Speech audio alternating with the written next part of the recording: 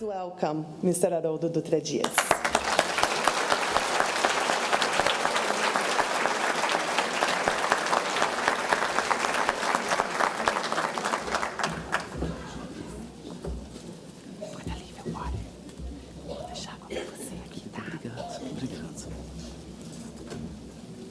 Minhas amigas, amigos, boa tarde para todos.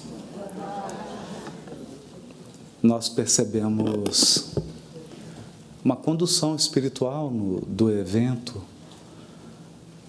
na maneira como os temas foram distribuídos pela organização, e todos que aqui passaram deram sua contribuição, suas palestras.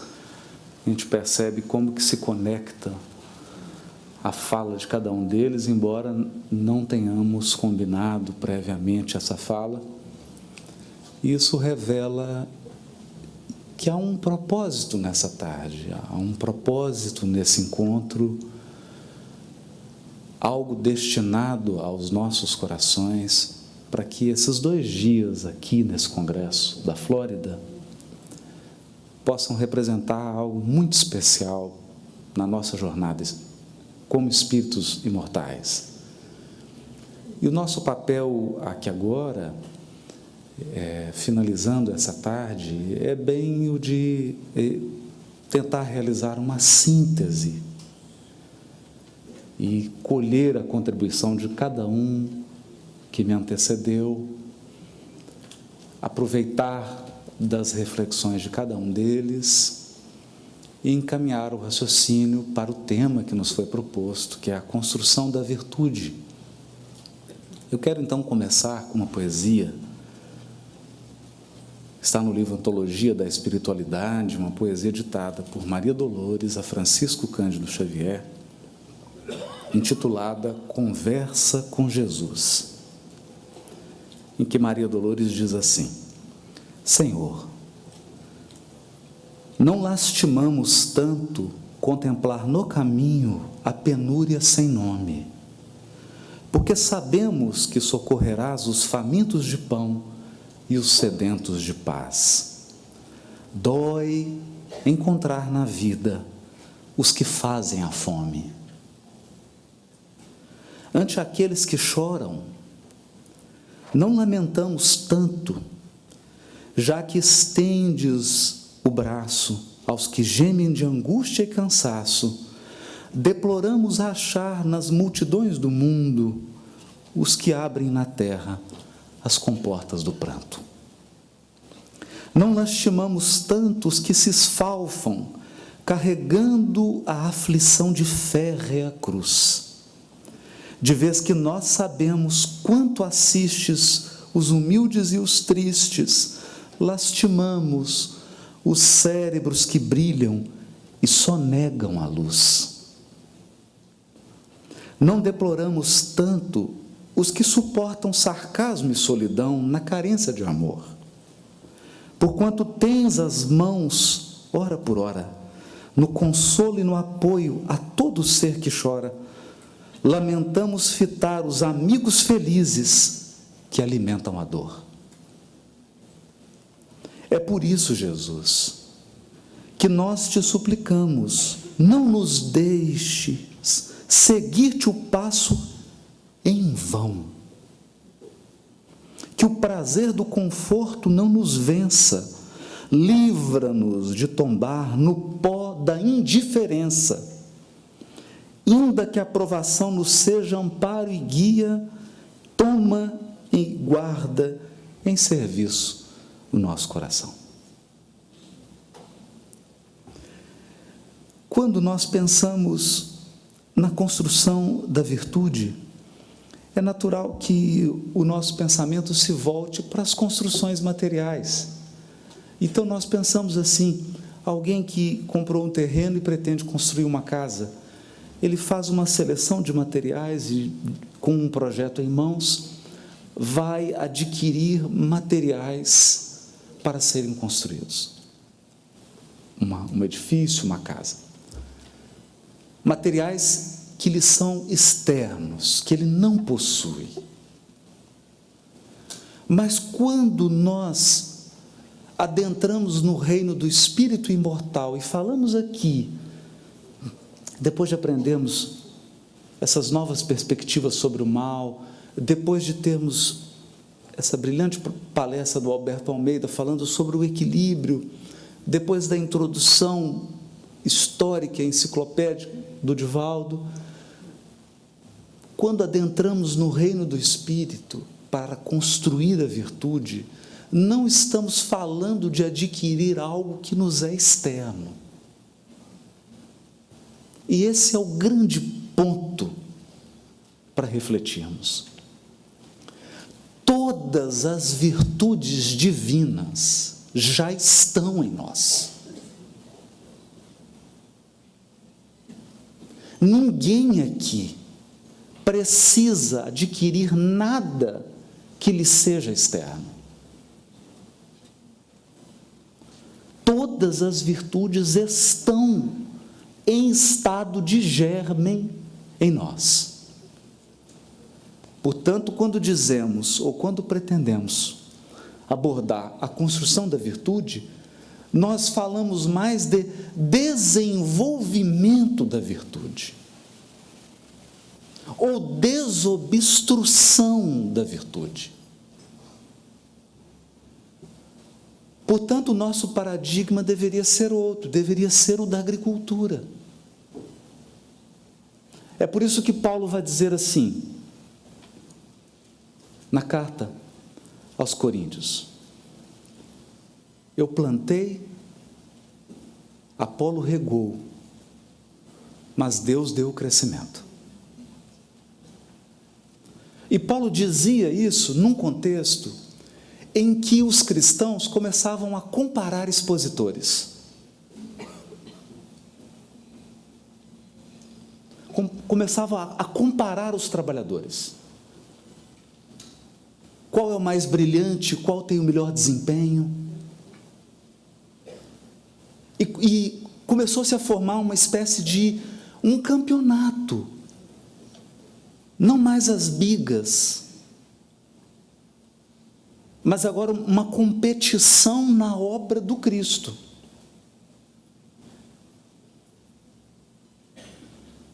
Isso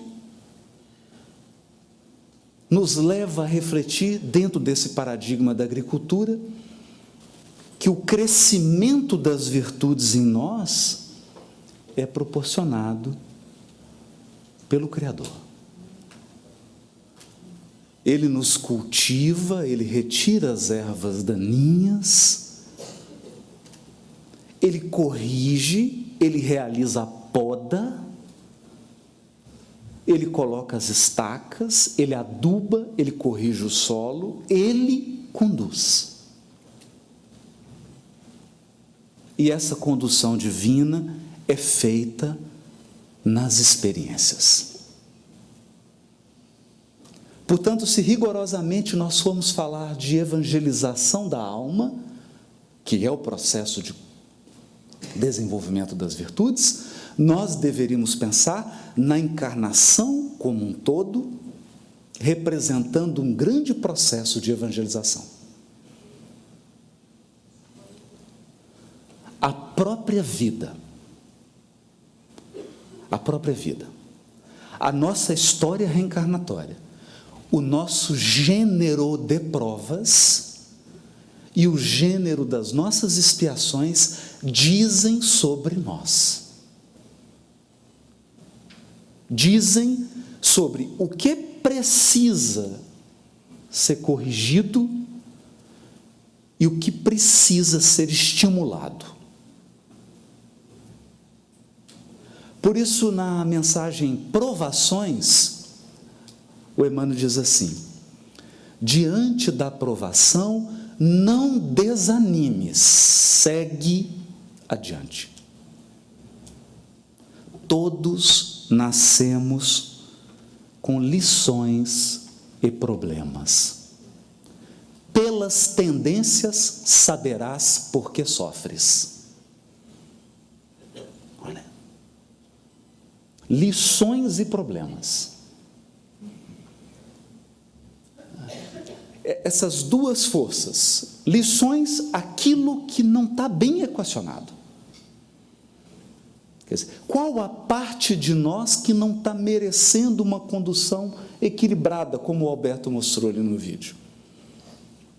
E o problema, como aquela parte de nós que não está desobstruída. Aquela parte que requer um tratamento mais carinhoso da nossa parte. E muitas vezes esse tratamento vem pela dor, pelas decepções, pelas lágrimas. O que ocorre, porém, é que quando nós falamos em virtudes, infelizmente nós caímos nesse paradigma da competição.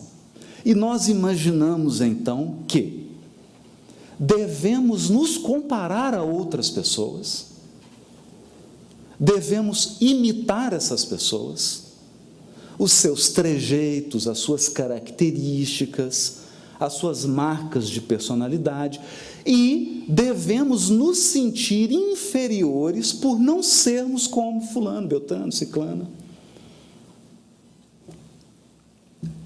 Então eu selecionei um trecho rápido aqui do Livro dos Espíritos, que é a escala espírita. Porque a escala espírita, ela começa na questão 101, falando dos espíritos da terceira ordem, os espíritos imperfeitos. Vamos ver, então, se há aqui traços de personalidade. Vamos examinar. Está aqui, caracteres gerais dos espíritos imperfeitos. Predominância da matéria sobre o espírito. Propensão para o mal, com L. Ignorância, orgulho, egoísmo e todas as paixões que lhes são consequência. Falou de alguma característica? O espírito imperfeito é aquele que não é palestrante. Não falou isso aqui.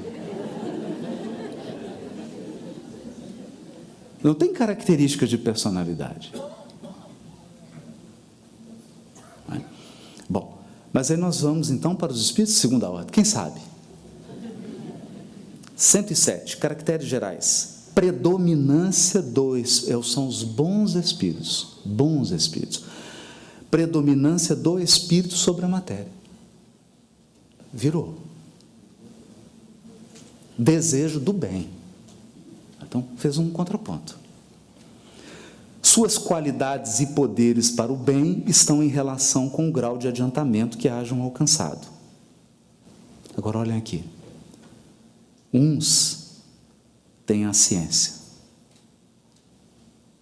outros a sabedoria e a bondade. Diversidade. Chegamos então na questão 112, os espíritos da primeira ordem ou espíritos puros. Puros. O título já é. E aqui é preciso que a gente realmente reflita na grandeza da doutrina espírita enquanto síntese de todas as doutrinas espiritualistas da humanidade. O Espiritismo sintetizou o espiritualismo da história humana e avançou. E aqui começa na linguagem. Então, não são espíritos ETs, não são espíritos iluminados, não. A linguagem é precisa. Espíritos puros. Puros. Então, o que nos diferencia de um espírito puro é o nosso grau de impureza. Não a quantidade de pureza.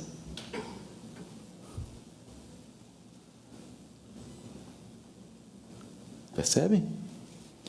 Ou seja, os potenciais estão em nós, mas estão misturados, estão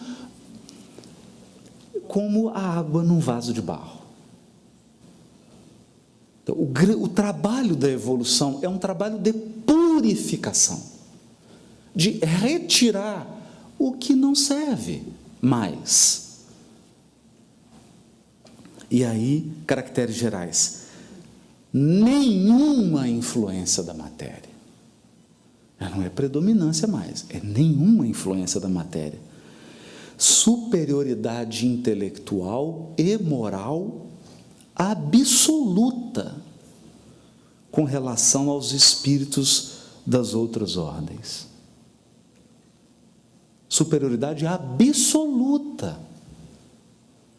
E é assim que nós deveríamos enxergar Jesus Cristo. Dentro dessas características.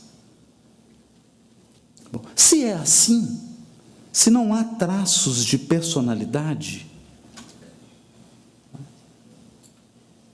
o que deve guiar a construção da virtude?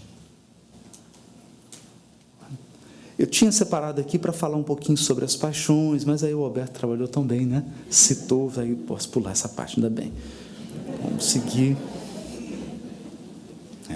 Então eu resolvi buscar uma ajuda num grande teórico que estudou a alma humana de uma perspectiva espiritualista e que recebe um certo aval da espiritualidade, que é Jung. Em algumas partes, claro, né? Porque todos os autores precisam ser lidos com espírito crítico. E há uma obra, no trabalho dele, algo muito especial que me chamou a atenção, que é das tipologias, os tipos de pessoas, tipos psicológicos. Então ele começa assim, imaginando que a energia psíquica, olha que interessante, não é? Que André Luiz vai chamar de a matéria mental, aquilo que emana dos seres e que circula na psicosfera dos seres. Essa energia, ela pode ter uma orientação para fora ou para dentro, gerando dois grandes tipos: os extrovertidos e os introvertidos. É interessante você encontrar extrovertido e introvertido, por exemplo, no aeroporto, né? Porque o introvertido, geralmente, ele está com um livrinho, ele senta no canto, ele quer ficar ali, um fone, né? Ouvindo a musiquinha dele, fazendo as reflexões. Por quê? Porque a sua energia está mais voltada para a experiência interior, não é? E o extrovertido, ele retira o seu alimento da interação, né?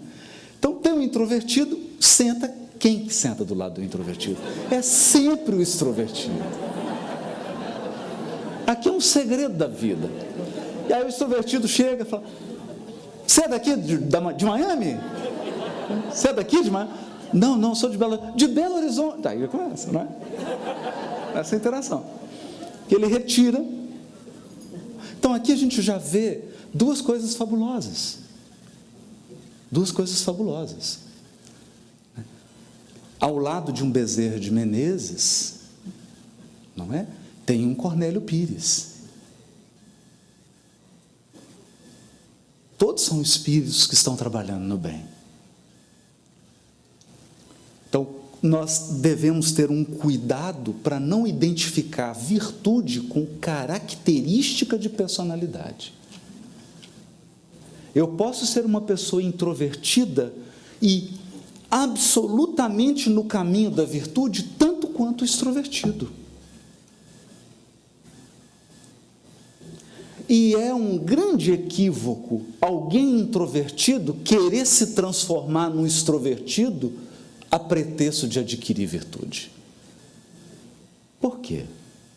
Porque todas as pessoas que se aproximaram de Jesus ouviram dele um único pedido: seja melhor. Nunca ouviram de Jesus: seja outra pessoa.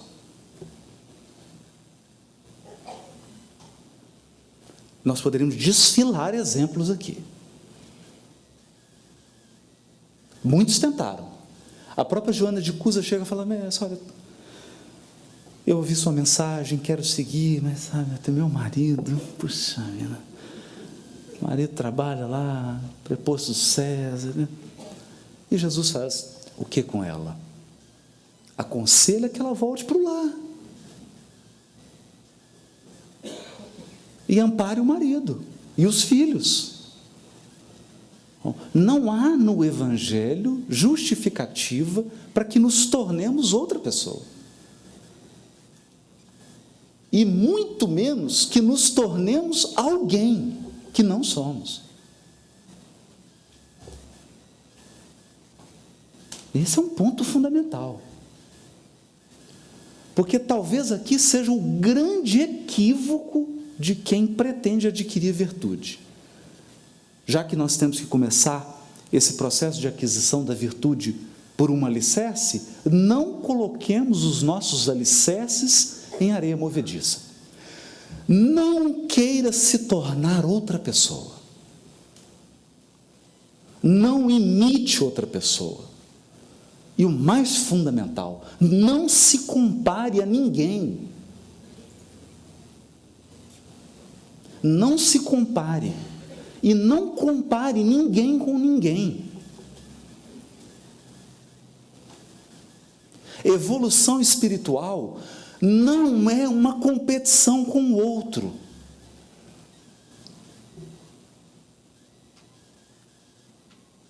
Por isso Emmanuel conclui a mensagem em Provações assim: nosso maior desafio reside em nós mesmos. Então, o seu grande competidor não é outra pessoa. O seu grande adversário, a pessoa que vai te dar mais trabalho, é você. É você.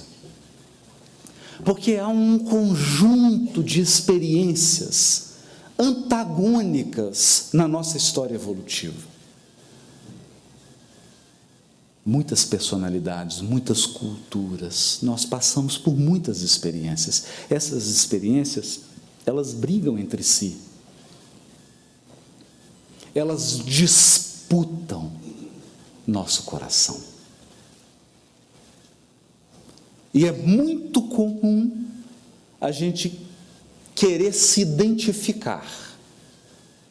Então, a gente constrói um modelo e quer se identificar com esse modelo. Daqui a pouquinho nós vamos chegar nisso. Então, o que queremos dizer é: você é introvertido? Então, você é introvertido. E pode ser virtuoso. Você é extrovertido? Não tem problema nenhum. Você é falante? Não é? Não tem problema. Você pode ser virtuoso com essa característica. Não há mais virtude no extrovertido e menos virtude no introvertido, ou vice-versa. Esse é um ponto fundamental. Fundamental.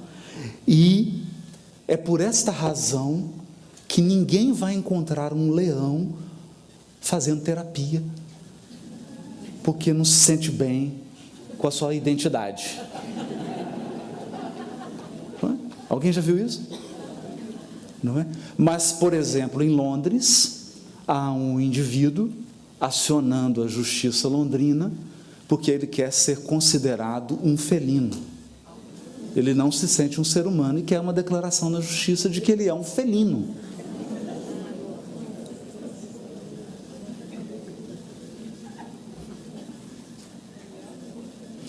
A crise da identidade, o meu maior receio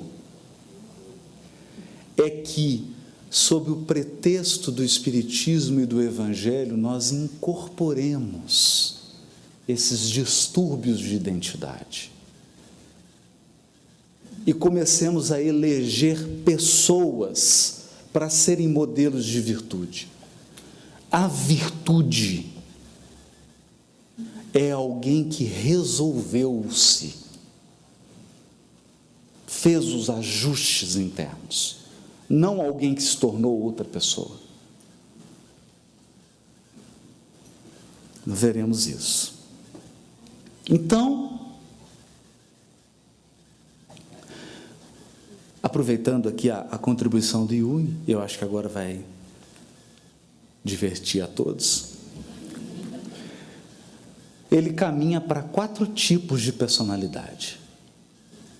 Eu não chamaria nem de personalidade. 4 tipos de arranjos psíquicos.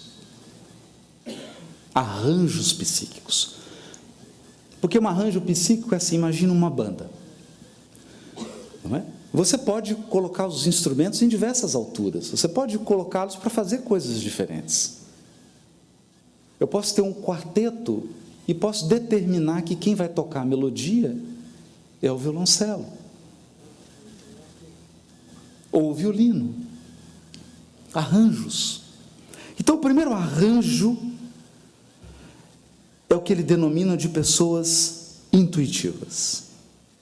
Pessoas intuitivas. Essas pessoas têm um foco psíquico no futuro.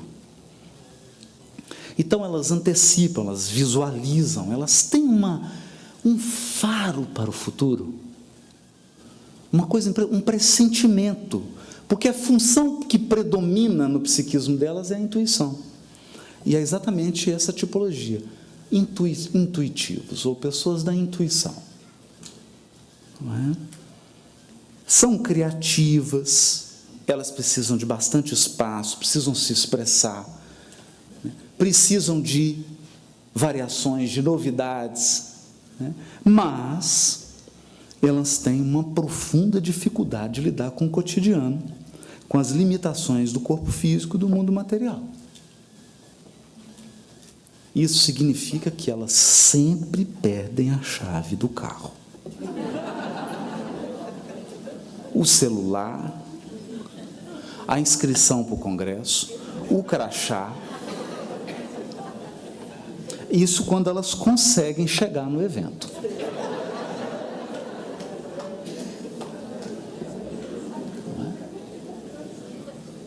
Mas é incrível, porque elas têm um faro impressionante. É como se realmente a experiência no mundo material fosse a grande lição. A grande lição. E não raro, elas sofrem de muita ansiedade. Porque o tempo da imaginação não é o tempo da realização. Não é? Então a pessoa chega e fala, nossa, que bacana, a gente podia fazer...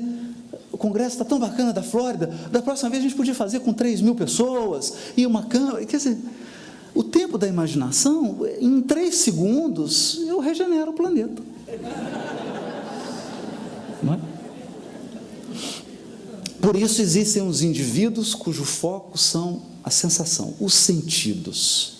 Esses são pessoas concretas, eles têm um foco no presente.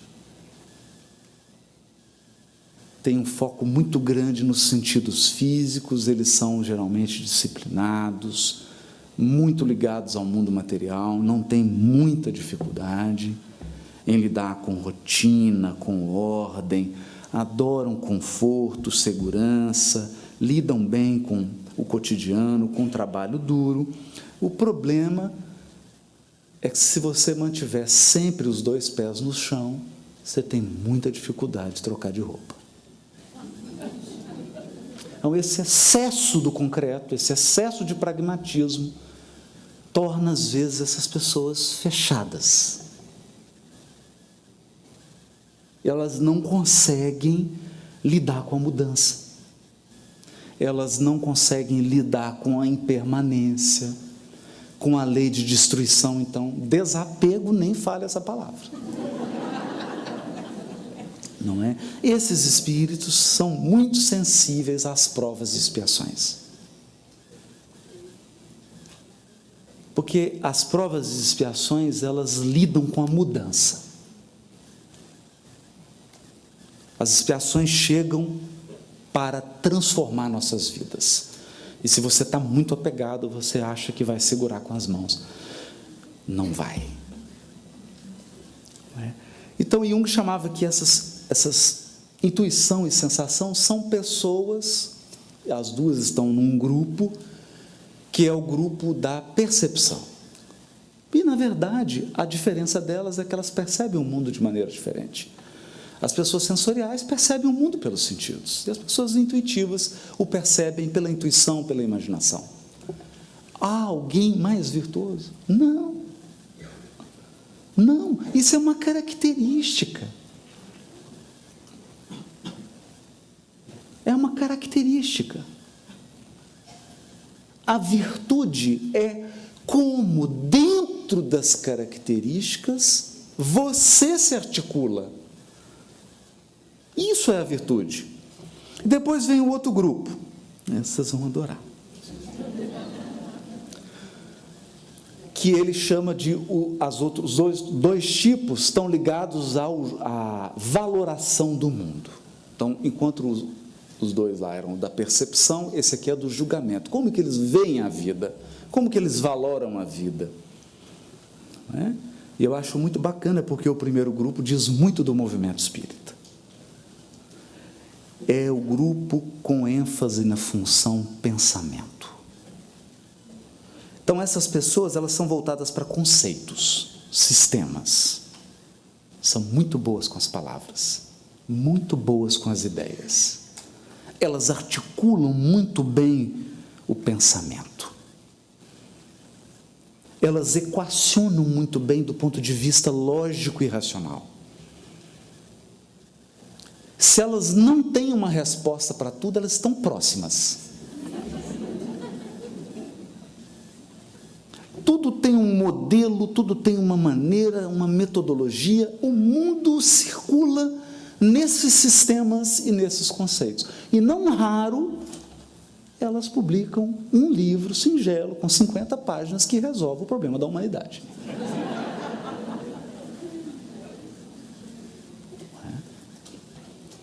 A questão é que, às vezes, elas dão a impressão de que são frias, impessoais. Frias e impessoais. Porque elas estão sempre em busca do entendimento, sempre em busca da sistematização, elas têm dificuldade de lidar com uma coisa horrorosa chamada emoções. E as emoções são uma coisa bastante irracional e inexplicável. O que acontece, porém, não é que elas não tenham emoção. O que acontece é que elas colocam todas as emoções debaixo do tapete. E essa parte da sua individualidade é pouco desenvolvida. Então, no fundo, elas são crianças. Muito sensíveis. Muito vulneráveis. Demandam muita atenção. Demandam uma alta dose de carinho. São crianças afetivas. O intelecto é um brilho, mas nas relações, nem tanto.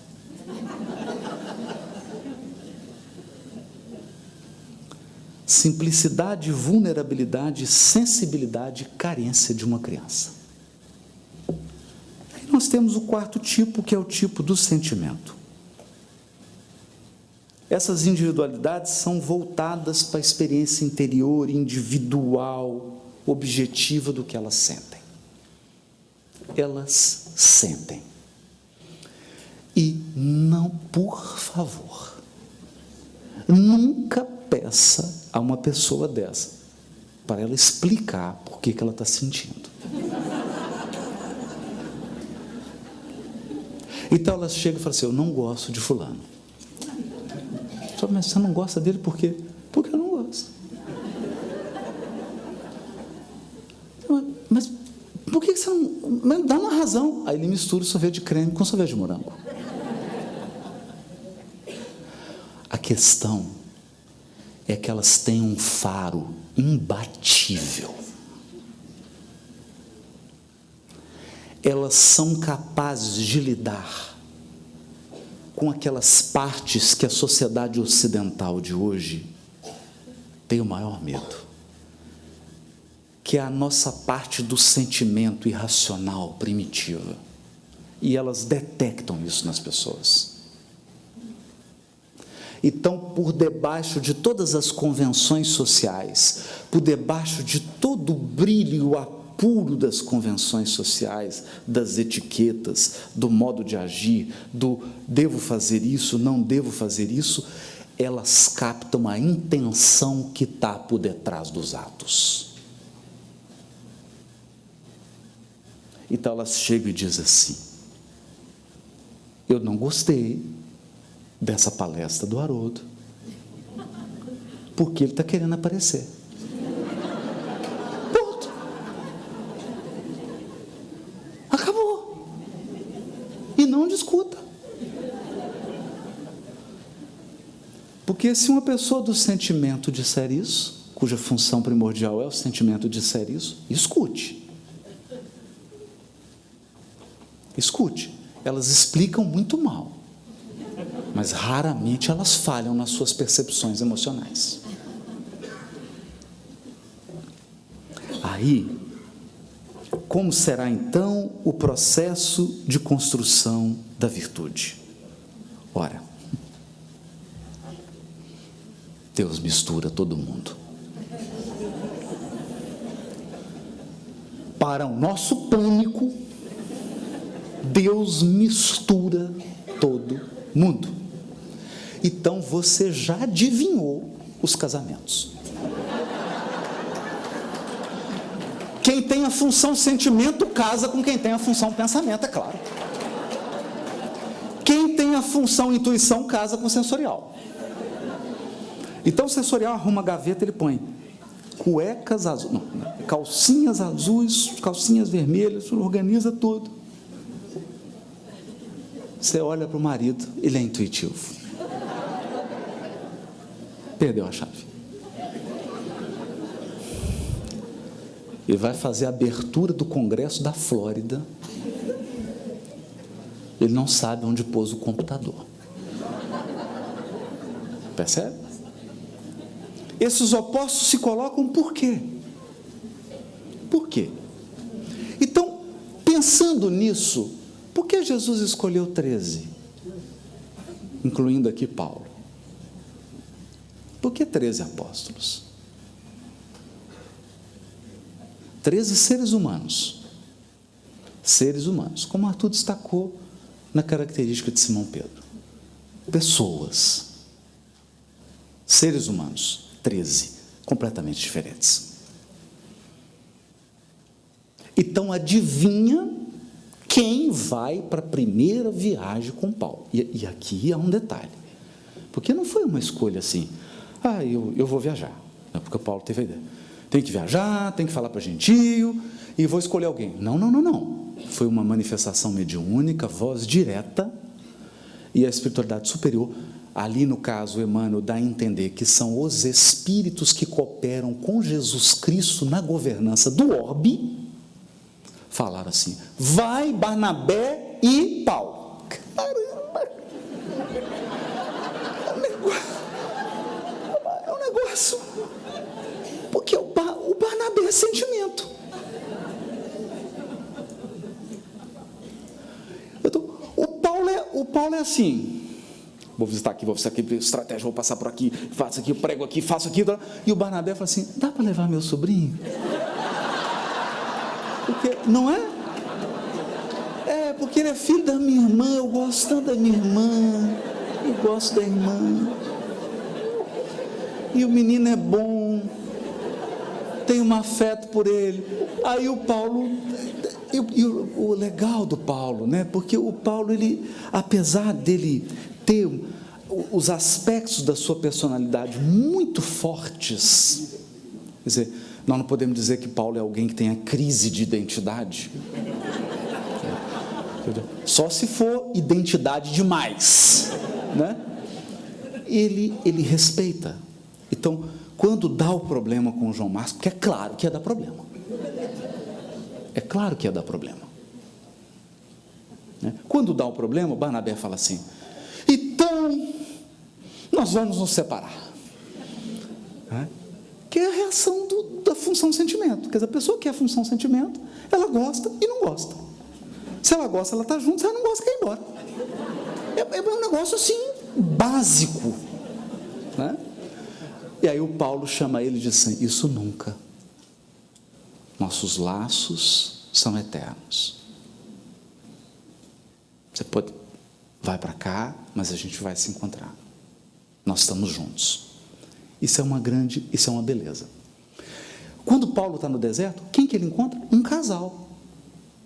Então, Paulo está sempre encontrando a turma do sentimento.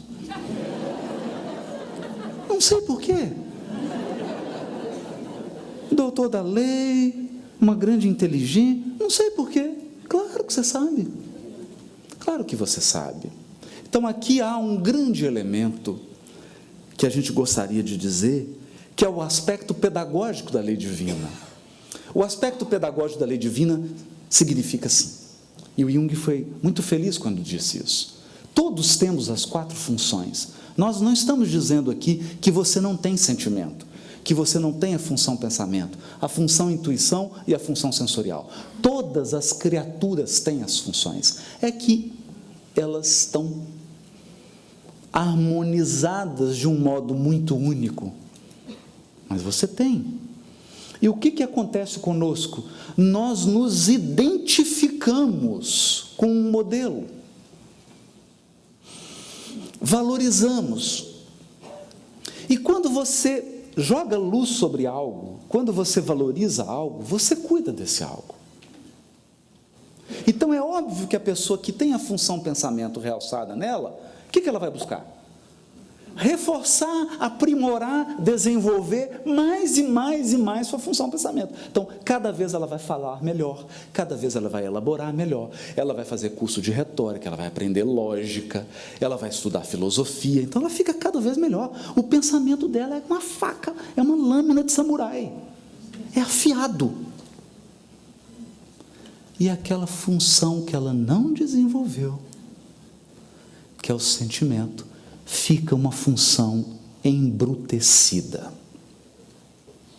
O que nos remete à mitologia grega, um dos trabalhos de Hércules, do herói. A Hidra de Lerna. Ele entra na caverna com a espada dele, que é, às vezes, já que nós estamos no ambiente espírita, então eu posso criticar, porque eu faço parte. Nós espíritas agimos como Hércules. A gente quer fazer reforma íntima na base da... Cadê o dragão? Cadê? Vou cortar a cabeça. Não é assim? O quê? O problema é o quê? Egoísmo? Negócio de orgulho? Vou ser humilde agora. Não batam palma. Não é assim? É isso. A gente quer cortar a cabeça. O problema...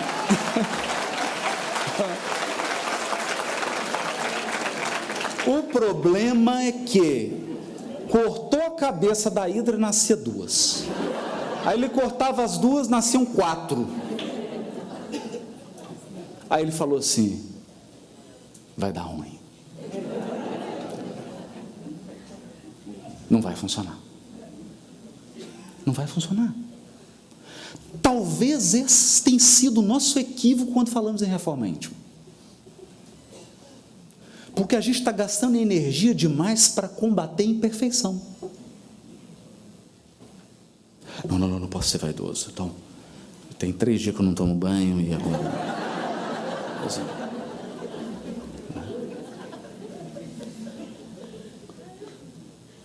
E aí você corta uma cabeça, nascem 2. De repente ele lembrou-se da frase do seu mentor. Impressionante isso. o centauro. O centauro. A mitologia é muito fina nos seus símbolos. O centauro é metade cavalo, metade homem. Só para lembrar a gente de que, se você é um encarnado, acredite, você é frágil.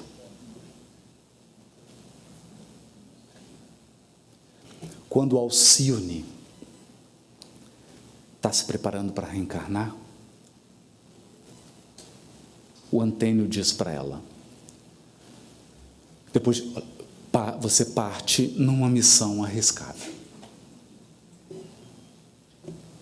Gente, ela não estava em nosso lar, não, hein? Ela estava em outro sistema. Você parte numa missão arriscada. Você tem consciência de que tão logo você se corporifique na Terra, você vai experimentar uma profunda necessidade de compreensão e uma intensa sede de afeto.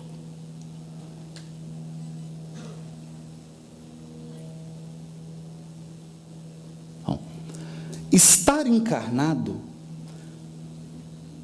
é uma situação de tamanha fragilidade. Por quê? Por vários motivos, mas eu considero aqui dois. O primeiro é esse danado aqui, que é o corpo físico. Porque ele é uma incógnita. Ele está bem, amanhã ele está mal. E uma coisa nós temos certeza: ele vai morrer. Isso dá em nós uma insegurança. Outra coisa é a perda da memória. Você perde a memória e perde a visão futura. Então você fala assim: por que eu estou aqui na Flórida mesmo? Não sabe, eu sei que eu conversei isso. Programei isso, o que eu combinei mesmo? Olha que coisa, né? E você não sabe muito bem quando que as coisas vão acabar e quando as outras vão começar. Então, estar encarnado, e é necessário que seja assim. Por quê? Porque o processo de aquisição da virtude, ele tem que ser espontâneo. Ele não pode ser robotizado. Então, a gente caminha assim. Você enxerga mais ou menos até ali, e fala assim: eu estou sentindo que é por aqui, né? Vamos. Ah, não, acho que não é. Esse estado de fragilidade faz com que todos nós, seres humanos, tenhamos uma profunda necessidade de sermos compreendidos. Compreendidos e muita sede de afeto.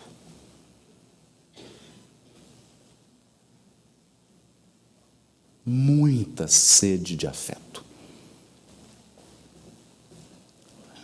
Isso é importante. Então, nessa fragilidade, Hércules lembrou-se do seu orientador, Quirón, o centauro, metade animal, metade homem, que lhe disse que deveria, na luta, deixar que a luz penetrasse na hidra. Então Hércules levanta a hidra e a coloca na luz do dia. Quando ele faz isso, o leão vira um gatinho. A hidra murcha. Há um segredo aqui nisso. O seu grande orgulho, eu vou ter que usar o nome dele, porque ele é tão emblemático, que é o presidente de um país aí que vocês conhecem. Então, toda essa coisa, esse orgulho, não é? Essa prepotência, esse jeito, esconde, na verdade, uma pessoa extremamente insegura. Uma pessoa extremamente frágil. Imagine o que é a todo segundo você ter que se impor aos outros, porque você vê os outros como alguém sempre melhor que você. É muito sofrimento. Você a todo momento tem que provar que é forte e melhor. Por quê? Porque em algum momento na constituição dessa criatura, ela não consegue se ver frágil. Então talvez a grande luta seria só pegar a hidra e colocar no sol, seria só reconhecer assim, caramba, eu sou muito inseguro. Deixa eu fazer uma evangelização da infância. E cuidar daquilo que uma grande psicanalista, Melanie Klein, escreveu, a criança ferida. A nossa criança ferida. Então talvez o seu grande problema de vaidade, seu grande problema de gula, seu grande problema de orgulho, as grandes questões de defeito sejam, no fundo, uma fragilidade, uma baita de uma carência. Uma baita de uma carência. É quando você vê aqueles intelectuais discutindo, tanto de gente carente, querendo provar no esgrima intelectual, tudo para chamar a atenção e receber a aprovação dos outros.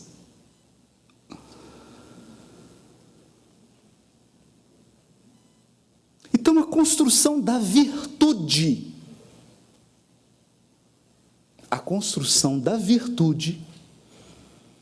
começa por reconhecer-se criança. Esse é o símbolo do Cristo. Ele toma a criança e diz assim: quem não se fizer como uma dessas crianças, não pode entrar no reino dos céus.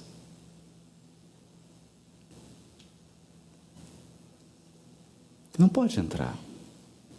Então, às vezes, a gente examina as questões de casamento, as questões de briga no movimento espírita, ou as questões de conflito que a gente tem na vida, de uma maneira tão sofisticada, mas no fundo é a nossa criancice.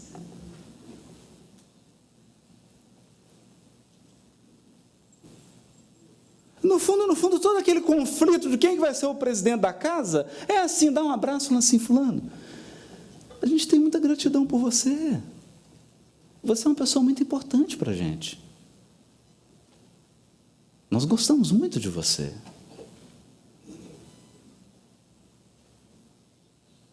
E é isso. E a gente fica girando, para perceber, caminhando já para a conclusão. Passa rápido, né? Passa rápido. Então, a mensagem de Emmanuel, que está no Fonte Viva, capítulo 101, que se chama A Cortina do Eu. A cortina do eu. É uma cortina. Ela esconde mesmo. Emmanuel está comentando a carta aos Filipenses, capítulo 2, versículo 21, que diz assim: pois eles procuram atender os seus próprios interesses, e não os de Jesus Cristo. Não é? É que há uma questão no Livro dos Espíritos, não é? Em que Kardec pergunta, vou pegar ela aqui agora, né, para citar, a questão 895, postos de lado os defeitos e os vícios acerca dos quais ninguém se pode equivocar, qual o sinal mais característico da imperfeição? É beber? Sexo? Comer carne? Ser vaidoso? Ser orgulhoso? Esse é que é o sinal? Que está longe disso. Os Espíritos respondem: o interesse pessoal. Acabou. O interesse pessoal. Então, Emmanuel diz assim: em verdade estudamos com o Cristo a ciência divina da ligação com o Pai. Eu vou resumir. Por que você está fazendo aqui agora, nesse sábado, num congresso? Por que nós estamos aqui agora? Porque nós estamos matriculados em um curso, uma ciência, a ciência divina da comunhão com Deus. É isso que você veio aqui. Você não veio aqui ouvir Haroldo, ouvir fulano, ouvir ciclano. Você não veio aqui participar de um evento. Você veio aqui aprender a entrar em comunhão com Deus. Essa é a nossa escola. É isso que Jesus tem a ensinar. Mas ainda nos achamos muito distantes da genuína comunhão com os interesses divinos. Interesses divinos. Por quê? Por detrás da cortina do eu, conservamos lamentável cegueira diante da vida. Cortina do eu. Examinemos imparcialmente as atitudes que nos são peculiares nos próprios serviços do bem, de que somos cooperadores iniciantes, e observaremos que mesmo aí, em assuntos da virtude, a nossa percentagem de capricho individual é invariavelmente enorme. Olha isso. A antiga lenda de Narciso permanece viva em nossos mínimos gestos, em maior ou menor porção. Percebe? Porque nós verdadeiramente acreditamos que a regeneração planetária vai se dar quando todo mundo for igual a gente.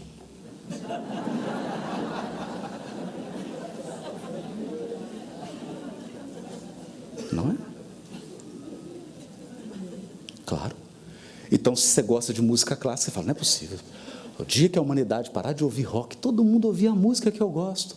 Gente, o dia que todo mundo seguir a minha playlist, é regeneração.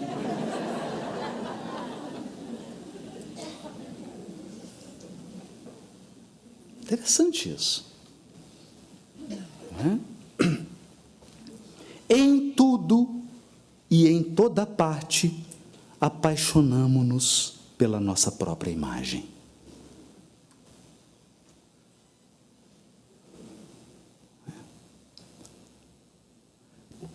Qual que é o problema disso? O problema disso é que tudo que não recebeu atenção em mim, em você, se transforma na hidra de Lerna. Tudo que não recebeu atenção, o Jung vai chamar isso de sombra, né? A sombra. Então, a pessoa altamente intelectual, ela é infantil nas emoções. E a pessoa extremamente sofisticada nas emoções é infantil nas ideias. Você fala assim, então, no profeta Jonas, que engoliu a baleia, ela, nossa, engoliu a baleia. Está lá no livro, engoliu. E aí, qual que é o grande... Por isso que os espíritos dizem assim, quando Kardec pergunta, mas o espírito não poderia progredir no mundo espiritual? Ele, não. Nós estacionaríamos. E o que se quer é progredir, é avançar para Deus. Então, o que acontece? Tudo que você nega em você está ao seu redor.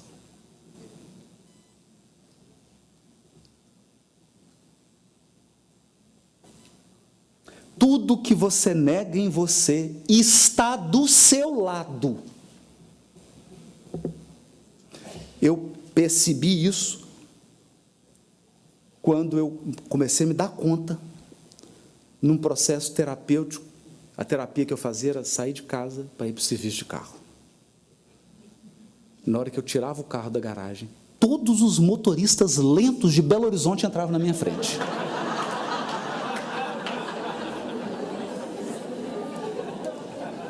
Que eu não gosto de andar devagar, acelerado. Gente, é um negócio impressionante. Eles escolhiam o meu caminho. Então, quando eu entrei em contato com isso aqui, eu percebi o seguinte: essa circunstância, ela está me provocando. E aí eu entendi um grande padre jesuíta que disse assim, a vocação nasce de uma provocação.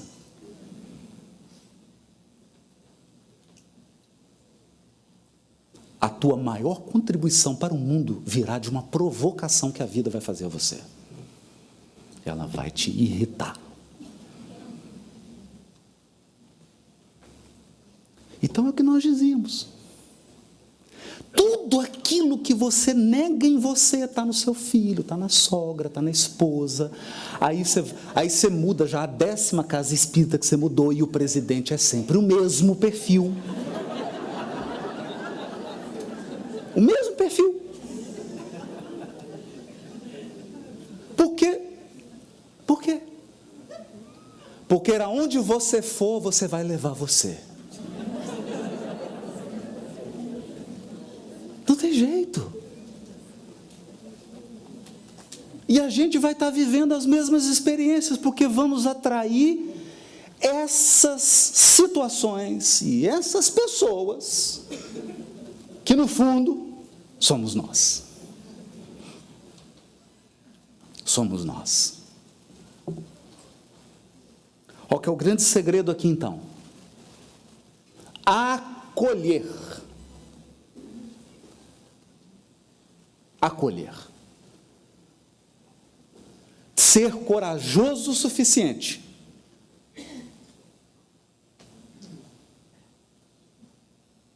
para reconhecer. Imagina um virginiano como eu. Reconhecer que há alguma virtude na desorganização.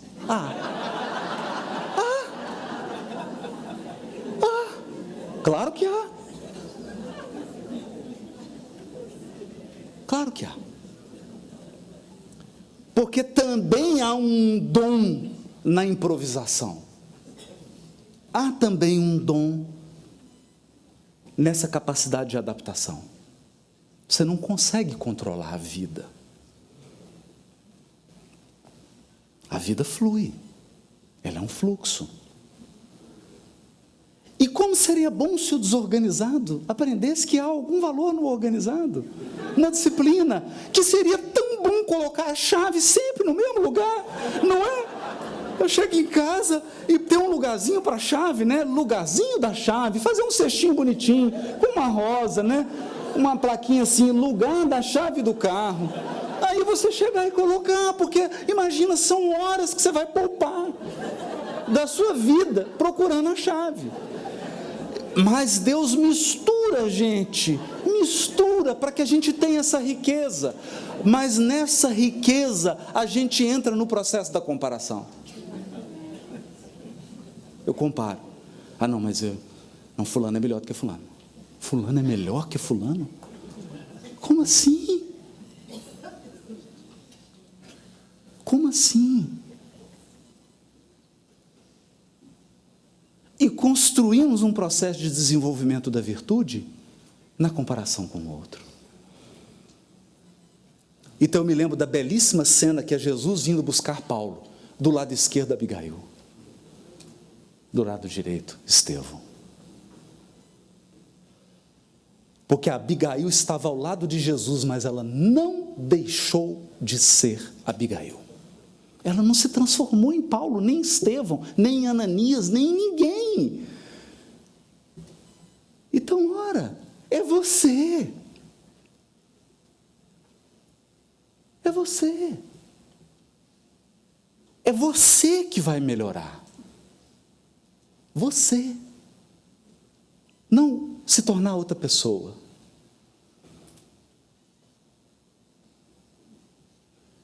E quando a gente conseguir equilibrar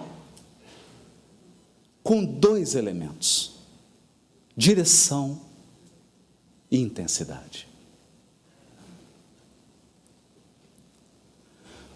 O seu maior defeito pode se transformar na sua maior virtude. Porque o seu maior defeito, e aqui eu estou sendo bem kardeciano, na questão que o Alberto trouxe. Quando os Espíritos falam da paixão, eles dizem assim, são como o corcel, ótimos quando são dominados, arrasadores quando nos dominam. Seu maior defeito é a sua maior força. O seu maior defeito é a energia que faz você realizar todas as coisas. O que você está dizendo? Sim, o probleminha é só um negocinho chamado volume. Se você ajustar um pouquinho a intensidade, isso se transforma numa grande virtude. Então você olha para Maria Madalena, que cada noite estava deitada com um homem. E você fala, meu Deus, mas que coisa impressionante. Isso é um grande defeito. Jesus vem no volume e faz só isso aqui, ajusta. E muda o outro elemento, que é a direção. Seu defeito talvez seja um probleminha de intensidade e a direção que você está conduzindo as coisas. Se você colocar essa energia na direção correta e na intensidade correta, será tua maior virtude. Porque essa mulher, que tem essa força, capaz de acolher, foi a que foi para o Vale dos Leprosos. Nenhum outro apóstolo foi.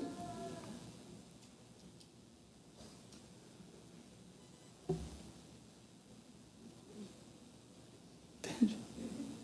Então, esse Simão Pedro, que o Arthur deu nos exemplos aqui, se transformou no líder do colégio apostólico.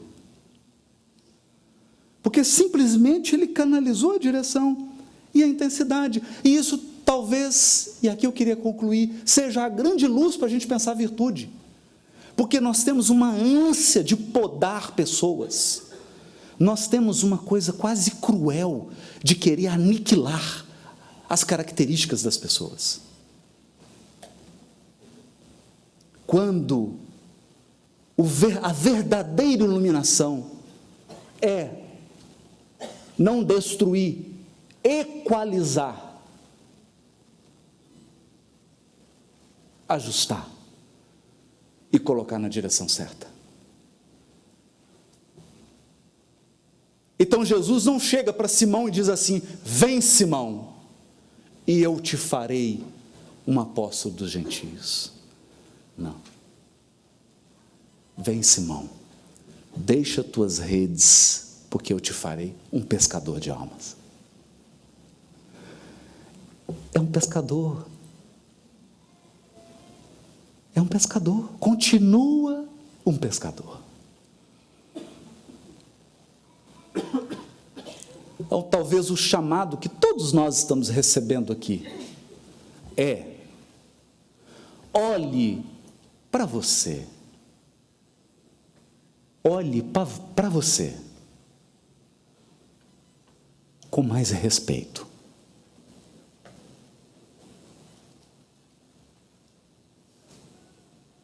No sentido de, está exagerado, diminui o volume. Você sentiu que está colocando na direção errada? Coloca na certa. E pare de se comparar. Pare de se comparar. A obra divina é uma obra da diversidade.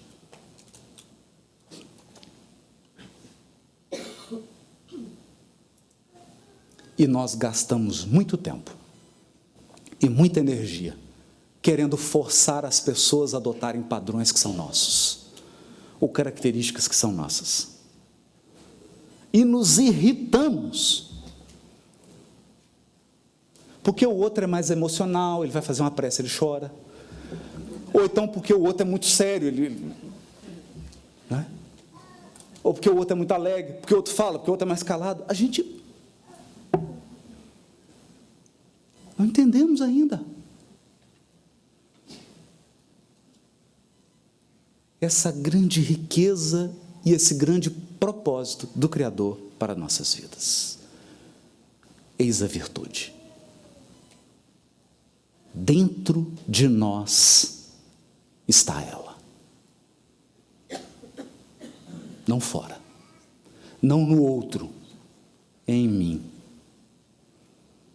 Em mim.